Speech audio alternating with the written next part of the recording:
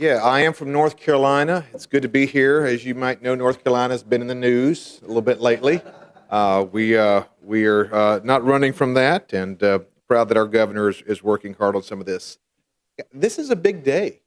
It may not grab every headline today, but this is establishing a precedent, a new way, really the old way that we're just bringing back through the great leadership, certainly of Senator Lee and Congressman Henschling. Appreciate both of your hard work on this. You've been great examples, especially for some of the newer members that are coming in, that you can be, let me use this term, effectively conservative.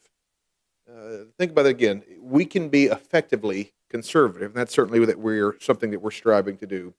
I was talking with Senator Lee as we were getting ready to start, and I said, you know what, the amazing thing about this is nonpartisan.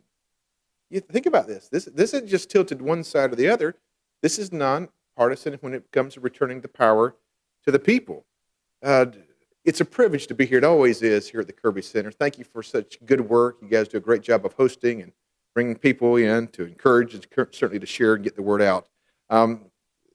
This group came together under a simple idea, a group that I'm very proud to be part of. Simply this: the federal government, as you've heard already, and I'll reiterate, has become unaccountable to the people that it serves. And really, at the crux of it, it's diluted the power of Congress. The people's members that are sent here, the power has been diluted.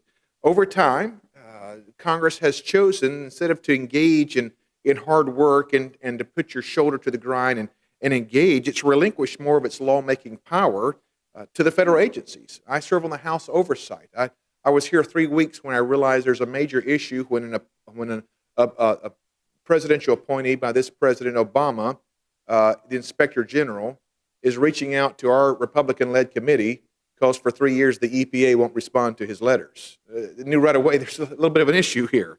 Now this has become a way for lawmakers at the end of the day to be a little less accountable, to avoid the accountability, to not get in the crux of it, to not have to make the difficult choices and votes. The result has been this: an out-on-control regulatory framework that adds approximately $2 trillion in cost, $2 trillion in cost on the economy and American small businesses every single year.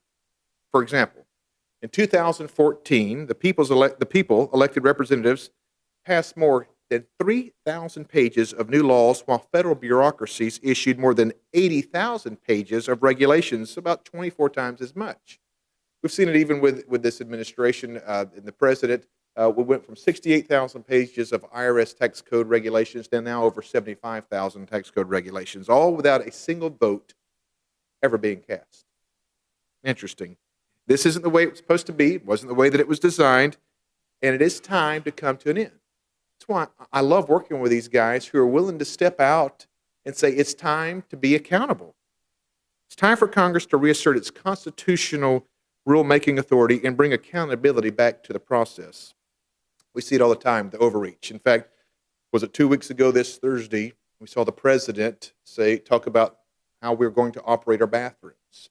We immediately jumped on that, and I was glad that 75 of my colleagues joined me with a letter to the president asking specifically how you plan to enforce this. Putting our teachers in the front lines of the issues that were never designed to do so. And that's why today we are here to introduce Article 1 regulatory budget.